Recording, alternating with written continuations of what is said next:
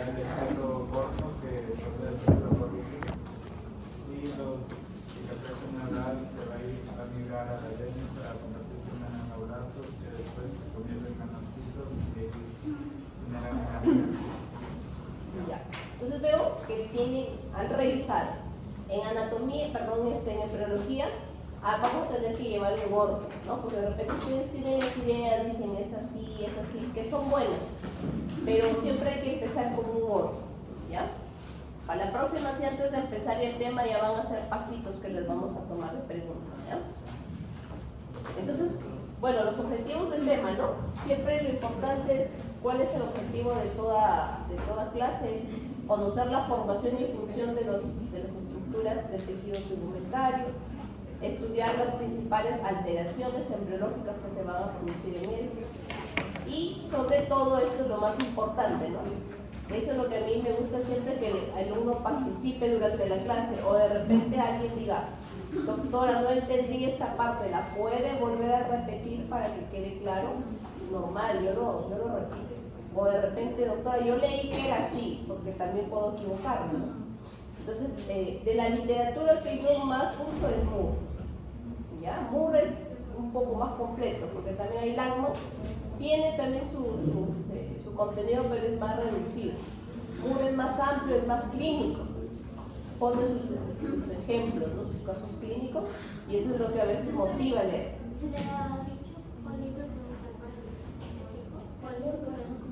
La bibliografía, como te repito, principalmente yo uso Moore, pero hay varios libros, hay varios libros, hay Langman, hay una serie de libros, ¿no? Los dos son los que en el sílabo dicen Langman y Moore son los principales, sino que Moore es más entendible, por decir, facilita más, anima más a leer, ¿no? Bueno, entonces el tejido tegumentario, por ahí me mencionaban la piel, ¿no? Me hablaban de las dos capas.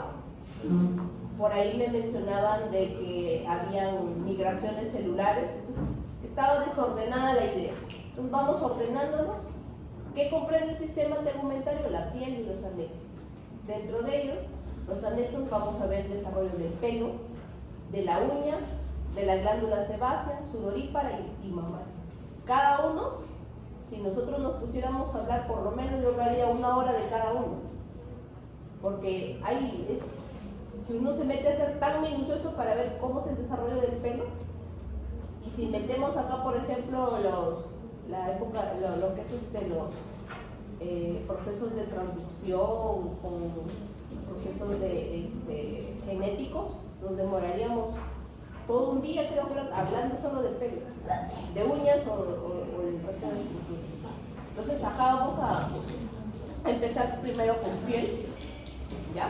La piel, podemos decir que es el órgano más grande del cuerpo, cubre un aproximado de 76.000 centímetros cuadrados, 300 pulgadas cuadradas de la superficie corporal, hablando ya en un adulto medio, ¿no? Es la primera línea de defensa del organismo y está constituida por 2 capas, que son la epidermis y la dermis.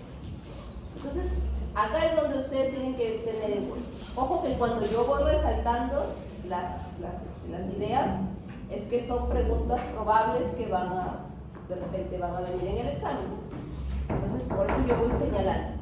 Entonces, esta interacción de estas dos estructuras, tanto ectodermo como mesénquima, van a de ahí salir estructuras, en este caso de la piel, del ectodermo, va a derivar epidermis, y del mesénquima, la dermis. Ambos, para que se den estos mecanismos de interacción, diferenciación en el transcurso del desarrollo, van a tener que intervenir las moléculas de señalización. Por eso les decía, en embriología, ¿sí?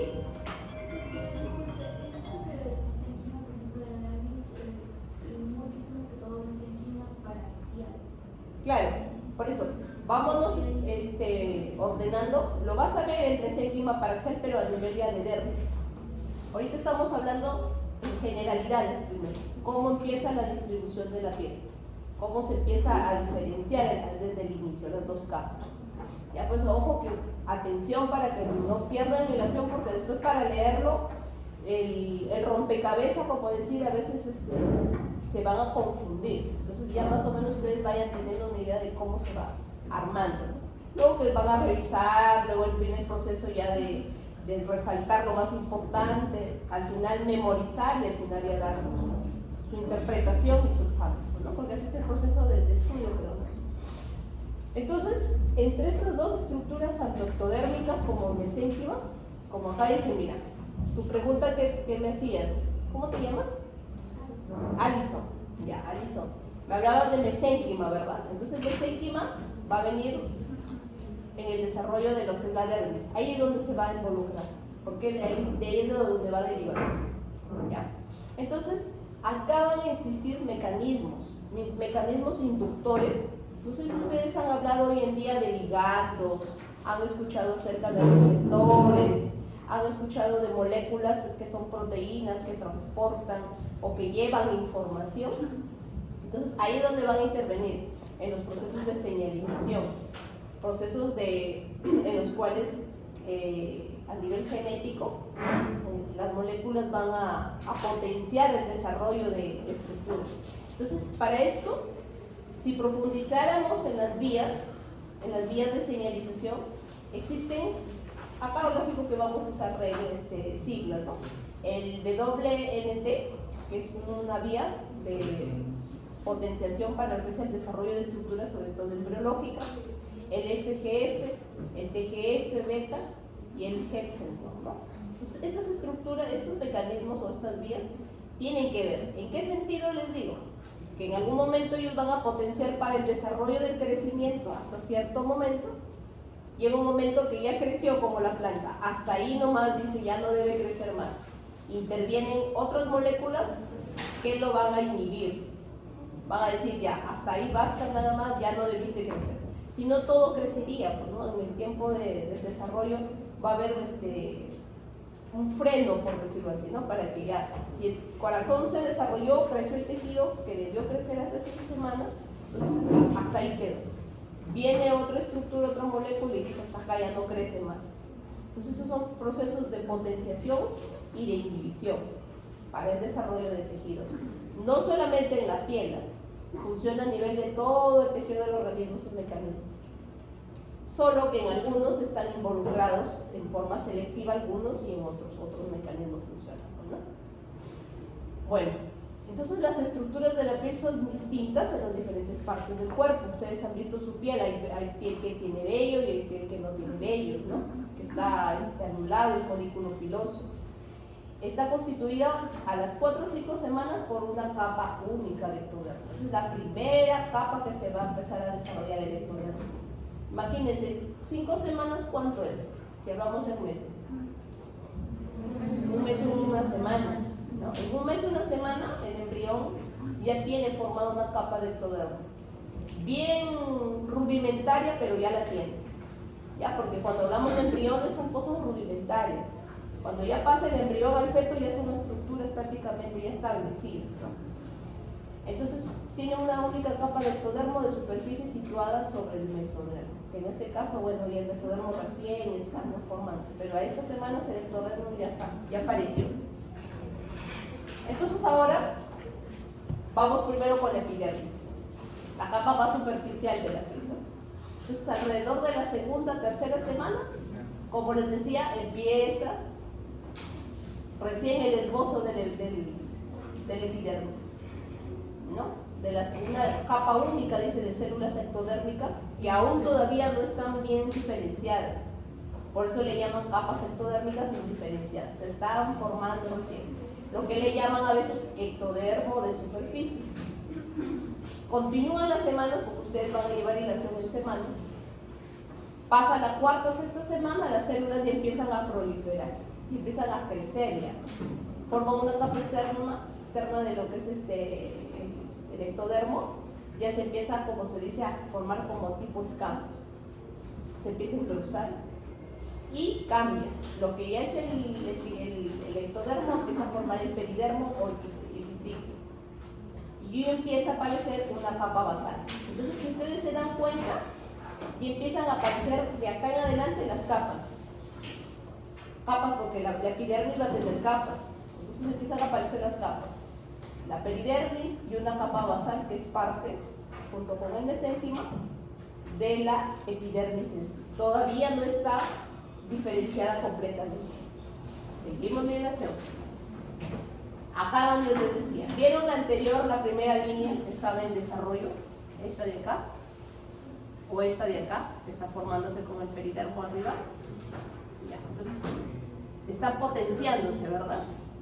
Entonces, tercera y cuarta semana empieza ya a actuar un factor de transcripción que ayuda a la proliferación, porque tienen que empezar a crecer. Este factor, el P63, está involucrado en el mecanismo. Entonces, ¿qué hace? Hace que estas células empiezan a crecer aceleradamente, porque en embriología todo es acelerado. Tienes 9 meses para que ese feto se desarrolle completamente, ¿no? Entonces, los procesos son rápidos, por eso que semanas, horas cuentan en el feto, en el embrión. ¿Ya? Entonces, empieza a desarrollarse, empieza a potenciar este factor de transcripción y empieza a darse la proliferación. Luego en epidermis, continuamos ya en el mes, está diferenciado el epidermo y empieza a aparecer la capa basal. Da paso a la primera formación, la capa basal. Continuamos y empieza a diferenciarse más en el tercer mes y empieza la capa intermedia. Como ustedes ven, esta capa que era delgada empieza ya a engrosarse con sus elevaciones, ¿no? Empieza a engrosarse, empiezan ahí a aparecer las capas. Entonces ahí es donde empiezan a aparecer las células de la glía, que son ya neurológicas, células neurales, empiezan a participar en el desarrollo. Vienen a la piel, se ubican en forma de melanoblastos y empiezan a participar, a contribuir en las diferentes capas de la piel. Posteriormente estas se van a extender, posteriormente estas se van a llenar de melanina y van a seguir dando un aporte a la piel, por decirlo así, que lo vamos a ver más adelante. Entonces, hasta ahí ya vamos en melanoblastos. Continuamos, como les decía, todo proceso de transcripción para la proliferación va a llegar un momento en que se va a detener y empieza ya el proceso de inhibición. El MP3 que estaba acá estimulando, viene el MIR203 y le bloquea. ¿Por qué? Porque ya no quiere que crezca, ya no empiezan, ya creció lo suficiente en esta capa, que es la capa espinosa, y ahora sí vamos a dar paso para que empiezan a aparecer otras capas. Empieza la capa basal que la habíamos visto, la capa espinosa, empieza a pasar la capa granular y la que es del estrato córneo, otra capa. Entonces tiene 2, 3, 4 capas, ¿no? Hasta ahí ya la epidermis ya está diferenciada, ¿no? Entonces, la capa basal, ojo, vamos a tener en cuenta acá, empieza a formar unas especies de surcos, ¿ya? Los surcos que se van a veces hasta la dermis, profundizan, ¿ya? Y unas especies de estructuras como si fueran líneas, por decir, líneas, ya sea curvilíneas, ya sea que tienen diferentes patrones, ¿no? Que van a formar los dermatoglifos, o sea, lo que ya es la huella, ¿no? La huella. Entonces se empieza a formar tanto en manos, en palmas de manos y en plantas de pies, como vemos ahí, ya en lo que es la capa basal. Ahí vemos las capas, ¿ya? La capa córnea, la capa granular, la capa espinosa, acá es donde están los melanocitos, y la capa germinativa de la masa, la primera, la que se inició. Entonces, esta es la que les mencionaba, empieza a formar lo que es el dermatoglifo. La capa basal, si nos vamos a la basal, empieza a formar las huellas digitales. Como ustedes ven, no tienen un patrón exacto, ¿no? Cada uno tiene su patrón, su estructura diferente, su composición distinta, por eso todas las huellas no son iguales, tienen un tipo de reconocimiento, es único de la persona, ¿no? Entonces continuamos, les hablaba de estas células que han migrado, ¿no? Empiezan a proliferar y empiezan a entrar en las diferentes capas de la epidermis, empiezan a tomar como unas prolongaciones, ¿no? Con el fin de que la piel, porque posteriormente en estos orificios de acá se va a depositar melanina, extienda, por decir, la coloración en toda la piel y la persona adquiere un color establecido, ¿no? Dependiendo de la combinación genética, ¿no? Su raza, ¿no? Entonces, antes de pasar a la coloración de la piel, tenemos que tener en cuenta, en la capa anterior que les mencionaba, la capa espinosa, ¿ya? La capa espinosa tiende a producir lo que es diferenciación de escamación, al igual que la córnea. Entonces, el ser humano ya empieza a formar una especie de, como les podría decir, un engrosamiento, ya a nivel ya del feto, ¿no? Un engrosamiento que empieza luego posteriormente a formar como se dice el casco, ¿no? Y va a ser eliminado en forma de vermis caseoso. No sé si ustedes han visto a los bebés cuando nacen, ahí vemos una imagen, como grasa, ¿no? Empieza a formarse. ¿Por qué? Porque esto ayuda también a protegerlo al bebé, no solamente del calor, sino también lo protege porque el bebé está sumergido en un medio que es líquido amniótico, donde va a orinar, ¿no? También lo va a deglutir el líquido amniótico, o sea, lo va a tragar. Entonces tiene que protegerse porque si bien es cierto, hay un equilibrio de pH internamente y ahí esas zonas son estériles, ¿no? Entonces, igual, los cambios están protegidos por esto, por lo que es el vermis caseoso. Entonces, así como nosotros perdemos piel, porque nosotros hay una exfoliación natural que se pierde piel, entonces también acá se da este proceso de queratinización, más o menos 19-20 semanas, empieza ya el proceso de descamación, ¿no? Y a la vez todo es un proceso internamente en el feto, pues hay deglución, hay orina, ¿no? Entonces está en esa constante circulación. Entonces el vermis caseoso, que es una sustancia lipídica y de coloración blanquecina, y protege la piel frente a las agresiones, como les decía, de líquido amniótico, sales biliares también en orina, células descamadas, y facilita, como les decía, la expulsión. Por eso también es el carácter graso. O sea, cómo es, ¿no? la naturaleza, ¿no? O sea, facilita todo para que ese bebé pueda salir con una cavidad estrecha, ¿no? Entonces, y tiene las condiciones. O sea, si quiero que salga por vagina, debo tener una pelvis adecuada, los huesos deben estar bien acomodados, debo tener algo que resbale ese bebé, tengo vermis caseoso, debo tener agua para que el bebé esté en un ambiente prácticamente flotante y no choque con las paredes y su piel no se desfacele, no respira todavía porque está dependiendo de la placenta, ¿no? Entonces tiene condiciones el ser humano para salir, pero ya hay sus excepciones, pues, ¿no? Porque hay veces que el bebé no está de cabeza, hay veces que el bebito pierde líquido, no tiene los medios, entonces ahí ya se procede a otra forma de extracción del producto. Entonces continuamos. ¿Hasta qué horas tenemos? Piel gruesa y piel fina, como les decía.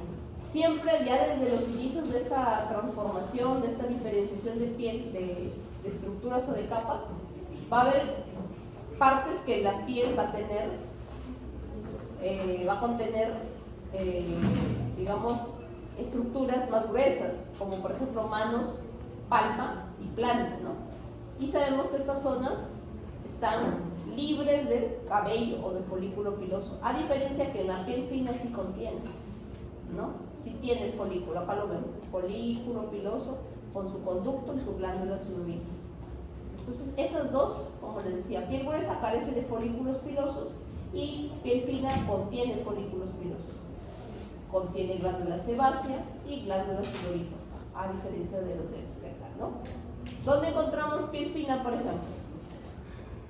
Perdón, piel gruesa. Ya. En otro lado, sin pelitos.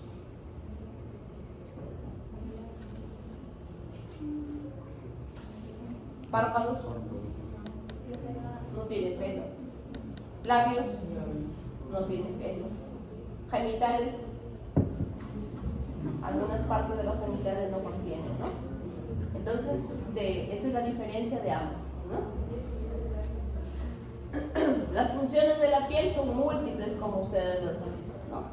Sobre todo en lo que es sintetizar vitamina D, proteger frente al frío y el calor, previene de los impactos, protege a los tejidos de daños químicos y físicos, evita la penetración de lo que son microorganismos, tiene su propia flora, que se altera algunas veces donde se infecta o se altera todo su sistema, ¿no? Destruye microorganismos inoculados, hace su trabajo a nivel de lo que son las estructuras, las células, los fagocitos sobre todo, reabsorción de sustancias específicas, previene frente a la deshidratación excesiva, mientras que permite un cierto nivel de evaporación del agua, ¿no? De la evaporación junto a las glándulas sebáceas y síntesis hidrolíquida. Previene o también tiene receptores, como ya habíamos visto, ¿no? Los mecanorreceptores para detectar vibraciones y sensaciones táctiles. Entonces, acabamos ya con la epidermis, ahora vamos a lo que es la dermis. ¿Ya? ¿Dónde estaba ¿cómo se llama? Estábamos hablando ahora ya de la dermis. ¿Ya? Entonces, la dermis, donde tú nos estabas preguntando acerca del mesenquio. Entonces, para que se forme la dermis, va a haber 3 fuentes, ¿ya? Porque la dermis va a diferenciarse en las diferentes estructuras. Vamos a ver que estas 3 fuentes son el mesodermo de la placa lateral. ¿Qué va a proporcionar en este caso? Va a proporcionar las células para las extremidades y partes del cuerpo, sobre todo en las extremidades. Y pared del cuerpo, o sea, los extremos, los laterales. Ahí es donde va a participar el mesodermo para la formación de la dermis. Otro mesodermo, que es el mesodermo paraxial, ¿ya? Ojo, que esto que yo les estoy hablando son los tejidos que se dan al inicio. Cuando ustedes han visto en el primer tema, no sé si han revisado acerca de lo que es gametogénesis, ¿no? Van a ver ahí que hay la distribución desde el inicio, desde cuando se forma la notocorda en el sistema nervioso central. Entonces, desde ahí es donde se da la distribución de estos mesodermos, porque cuando se da el inicio del sistema nervioso central, prácticamente se da la distribución del cuerpo. Es como, por ejemplo, yo tengo terrenos, 10 terrenos, y tengo 3 hijos. Y digo, chicos, lo siento, le digo, ¿saben qué? Voy a hacer distribución de mis bienes, ¿no? Igual sucede cuando se forma el sistema nervioso central. El sistema nervioso central empieza a distribuirse dónde va a ser el cerebro, dónde va a ser la columna, dónde va a ser el corazón, dónde va a ser el estómago. Entonces, ahí arranca todo. Por eso que a veces académicamente debería empezarse la embriología con el desarrollo del sistema nervioso central, para que de ahí ustedes ya lleven la hilación, porque se pierden. Ahorita yo estoy en piel, pero piel viene después de, ¿no? Primero tiene que haber un armazón, como se dice, una arquitectura, para que unas buenas bases y pueda formarse el resto. Entonces, y ahí es donde viene el mesodermo paraxial, que va a aportar la dermis para lo que es la espalda. Y las células de la cresta neural, que van a contribuir con células para lo que es dermis de cara y de cuello. Entonces, la dermis, acá están las estructuras. Este es el inicio de la formación. Cuando está dándose el proceso recién de gastrulación, empiezan a formarse los surcos, al inicio de las líneas divisorias, ahí empieza lo que es el mesodermo paraxial, el mesodermo lateral y la cresta neural. Entonces, estos 3 participan en el desarrollo de la dermis, a diferencia de que en la epidermis solamente es netamente ectodermo, ¿no? Y hay una diferenciación a nivel local, por decirlo así. No hay migración de células, ¿no? Solamente para dar la pigmentación, para dar el color. Entonces, cuando se da este proceso acá, ¿no? Ya está formado acá, como vemos, el tubo neural, porque es un corte de neurología, cuando se desarrolla el sistema nervioso. Vamos a ver que acá a los lados existe lo que es el mesodermo paraxial. Este es el que se empieza, este es el que yo voy ahorita a hablar de este que va a dar paso al desarrollo de la dermis. Y nos vamos a distribuye ya en 3 estructuras. Este es los dermátomos. Acá también van a participar unos proteínas que van a estimular a ¿no? Van a estimularlo para que pueda el dermo 1. También va a haber mecanismos de transducción, en este caso para proliferación. Entonces, otros van a participar, ¿no? Entonces, en este caso lo van a estimular el dermo 1, que es un receptor acá en este caso, que está acá a nivel de mesodermo paraxial, para que empiecen junto con la somatopleura, ya, porque a este nivel son somitas. Somitas es como, imagínense las vértebras, ¿no? Una imaginación, que van a dar diferentes estructuras a nivel del cuerpo. ¿Ya? Entonces, los somitas tienen una protección. Junto con la somatopleura van a potenciar al desarrollo de del mesodermo paraxial para dar lo que es el desarrollo de la dermis. Entonces, como la dermis también tiene sus capas, en una de ellas va a haber células que van a darle consistencia, por decirlo. Si ustedes ven acá rala, está de una manera rala, acá ya lo ven más copioso, ¿no? Entonces le da más estructura. Tienen elastina, ¿no? Tienen colágeno. Hay más, se llenó, se desarrolló más estas estructuras fibrosas. Está más densa la red, por decirlo así, en el tercer mes. Y empieza ya la 16 semana esta dermis. ¿La otra tenía cuántas capas? Sí. Claro. Entonces ahora ya la dermis tiene 2. Ya. A las 16 semanas ya debería haber 2 capas. Como les decía, como esta es una red, una zona reticular, y la parte más arriba una retícula, una papilar. Entonces la papilar, que es la más extensa y más delgada, contiene fibras también elásticas, pero la reticular es más gruesa, la que está más profunda. ¿Por qué debería estar más gruesa? ¿Por qué creen que debería estar más gruesa y más profunda?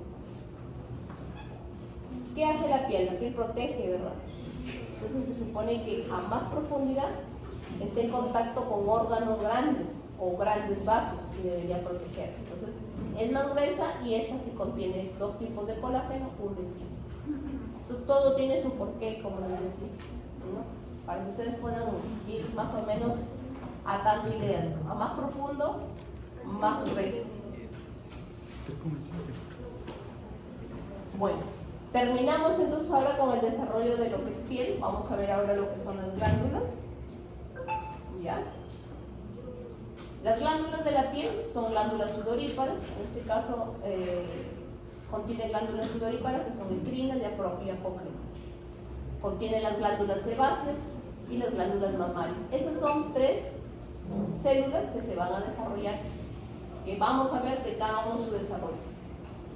Todas ellas derivan de la epidermis y crecen hacia la dermis. Esa es su forma de desarrollo, de hacia afuera hacia adentro. Entonces ahora vamos a ver las glándulas sebáceas. Estas glándulas, como vemos acá, a un vello, y acá hay una glándula que siempre lo acompaña el folículo piloso.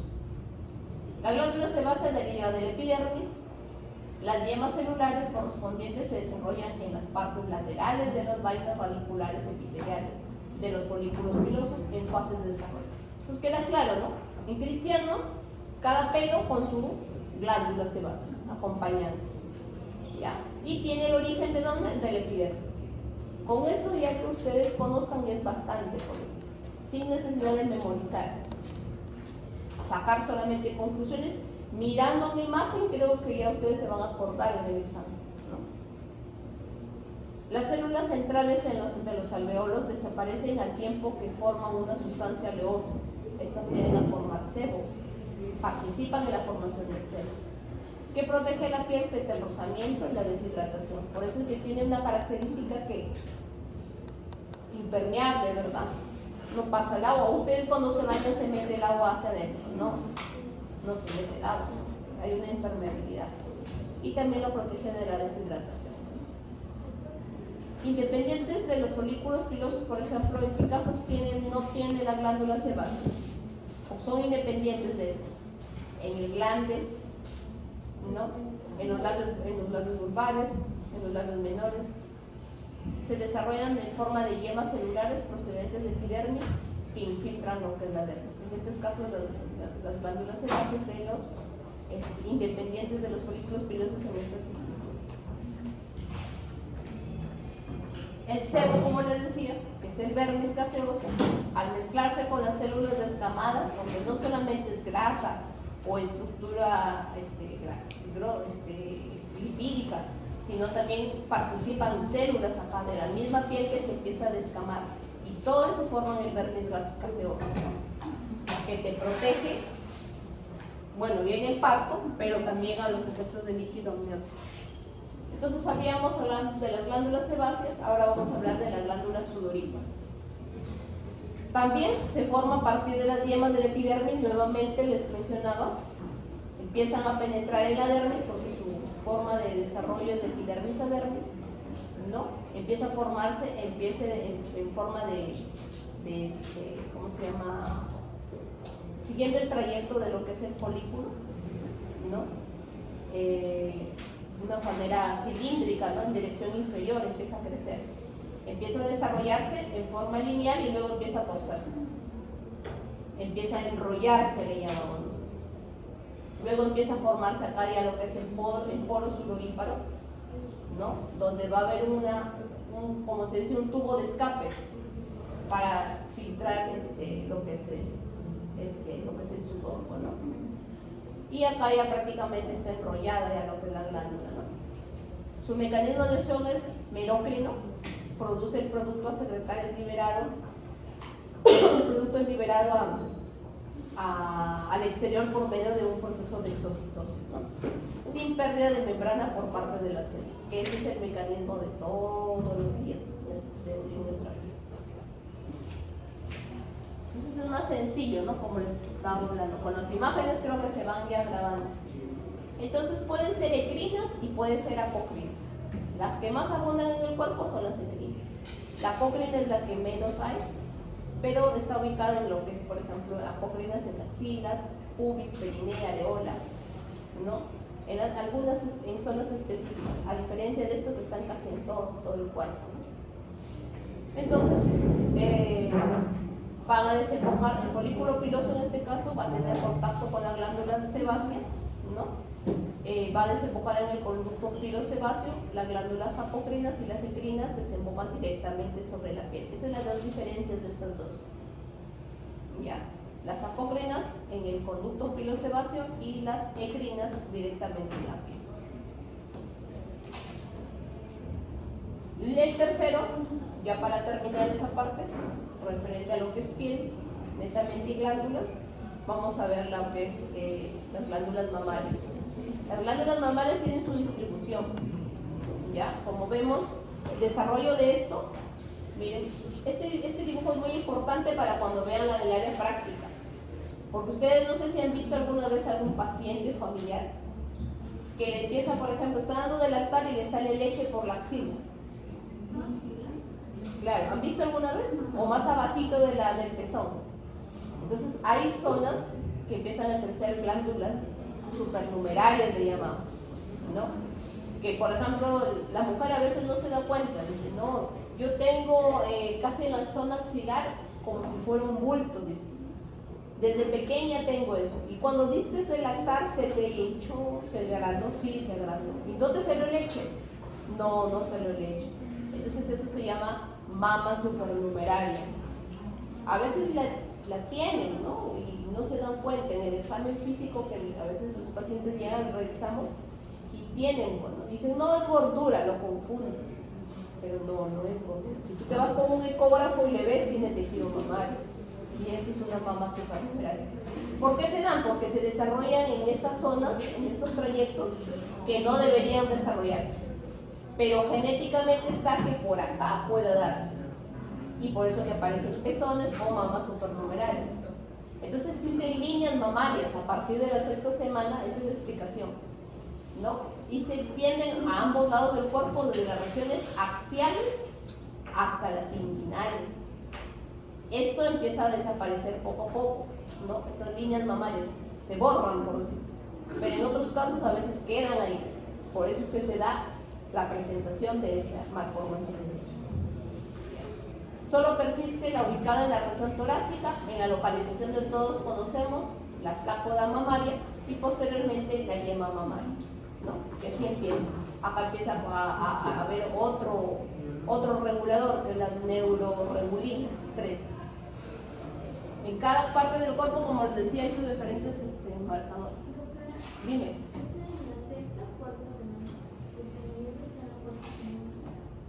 ¿Cuál? La aparición de las crestas mamarias. Ah, ya, no, me refiero a que cuando empieza a dar los primordios, el libro te dice así, ¿no? Porque te confunde en sí, pero empieza a darse netamente ya el desarrollo, ya en sí, la distribución exacta a las 6 semanas. Ojo que en las literaturas mucho confunden, a veces las semanas. Un libro te dice 3 semanas, el otro dice 4. No, la semana que ya arranca el desarrollo en sí. Porque a veces te dicen, la segunda y la tercera semana se da el primordio, entonces ahí el alumno empieza, total, ¿a qué libro le creo, no? Si a este libro dice una cosa, el otro libro dice otra. Entonces, a partir de la sexta semana es donde se empieza a dar. Entonces ya les mencionaba la plácoda y la yema, ¿no? Empieza a dar la formación. Y acá empiezan también a dar el desarrollo, así como les mencionaba en la epidermis, por placas, ¿no? Y por capas. Acá les estaba diciendo, miren, la glándula en sí, la glándula mamaria en sí, ya hemos visto su ubicación, ¿no? A nivel de 2 líneas, desde axila hasta zona inguinal, que son al inicio las crestas, y empiezan luego a diferenciarse y a ubicarse en la zona correcta, que es la zona del pezón, ¿no?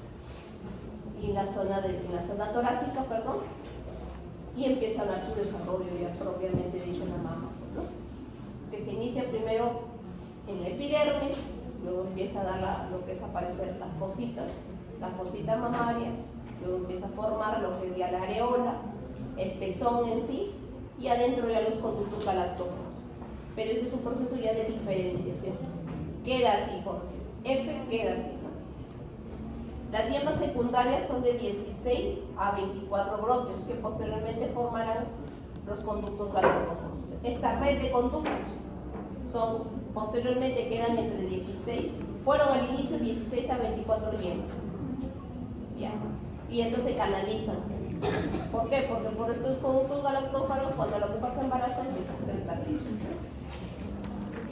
El pelo también tiene su desarrollo. A partir de las 12 semanas aparecen los primeros vellos en la parte superficial, en la región de las cejas, labios y mentón.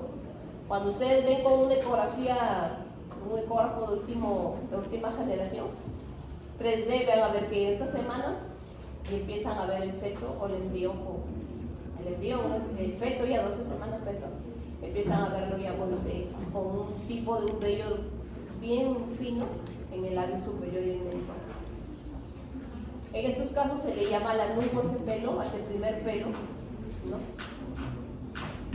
Y también tiene su desarrollo. También hay mecanismos que van a intervenir: el BMP, el PGP, el FGF, el WNT11 en este caso, una variación del WNT. Va a haber un mecanismo de inhibición, en este caso el BMP, para potenciar estos 3 últimos, donde el DIC-LOC, que es la molécula que interviene en la regulación de este caso, va a dar la formación inicio de lo que es la plácula epidérmica. Dándose esto, 12 semanas ya está bloqueado, empieza a formarse la papila dérmica y empieza lo que es ya el germen del pelo, que va a dar al inicio el folículo piloso.